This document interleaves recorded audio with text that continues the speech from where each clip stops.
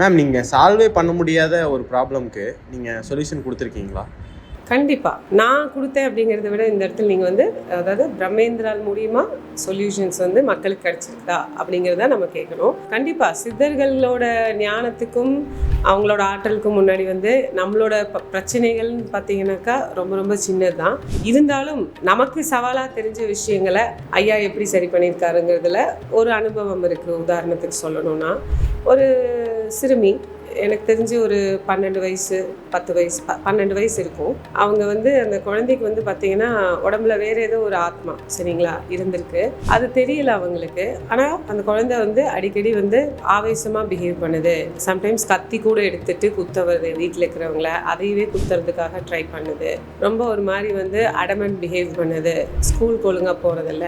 ஆனால் அது என்னன்னு அவங்களுக்கு புரியலை. அப்போ அந்த மாதிரி சூழலில் இங்கே வராங்க உத்தரவு கேட்க. அப்படிங்கும்போது என்றைக்கும் இல்லாததா நம்ம வீட்டில் வந்து பார்த்திங்கன்னா பிரம்மேந்திரால் முன்னாடி அந்த உத்தரவு சொல்கிற இடத்துல எப்போவுமே ஒரு அணையா விளக்கு எரிஞ்சிட்டு இருக்கும்.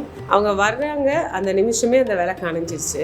பட் அப்போ அது எனக்கு முதல் அனுபவம். ஒரு ஆன்மாவை சரி செய்கிறதுங்கிறது வந்து அப்போ தான் எனக்கு முதல் அனுபவம். அப்போ அந்த விளக்கு அணையுது, எனக்கு என்னன்னு புரியல.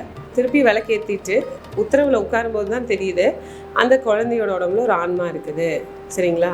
அப்போ அது அவங்க இந்த மாதிரி ஒரு தீர்வுகள் நோக்கி அவங்க வரும்போது அதையும் அது தடுக்குது அப்படிங்கிறதையும் அதுலேயும் ஒரு உண்மை இருக்குங்கிறத நான் புரிஞ்சுக்கிட்டேன். சரி, இப்போ இதுக்கு அவங்க எப்படி ஐயா கொடுத்த தீர்வுகளை வந்து சில கோயில் மட்டும்தான் சொன்னார், அதை வந்து செஞ்சாங்க. அதுக்கப்புறம் வந்து பார்த்தீங்கன்னாக்கா இப்போது கிட்டத்தட்ட ஒரு வருஷம் ஆக போகுது. கொஞ்ச நாளைக்கு அப்புறம் அவங்க வந்து எனக்கு கூப்பிட்டு சொன்னாங்க, இந்த மாதிரி அந்த குழந்தை வந்து பழைய மாதிரி நார்மலாக ரொம்ப நல்லா இருக்கா, நல்லா படிக்கிறா, வீட்டில் எல்லாரும் அமைதியாக நிம்மதியாக இருக்கும் அப்படின்னு சொல்லி ரொம்ப உணர்ந்து சொன்னாங்க. அப்போ தான் இது சம்பவம் நடந்து கிட்டத்தட்ட ஒரு வருஷம் ஆக போகுது.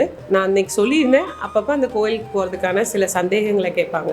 ஆனால் அவங்க அந்த அனுபவத்தை கேட்கும்போது எனக்கே மேலும் மேலும் என்ன சொல்கிறது, என் குருநாதரை நான் இன்னும் ஒவ்வொரு தடவையும் ஆழமாக புரிஞ்சுக்கிறதுக்கு இந்த ஒவ்வொரு விஷயங்களும் வந்து எனக்கே ஒரு உந்துதலாக இருந்ததுன்னு சொல்லலாம்.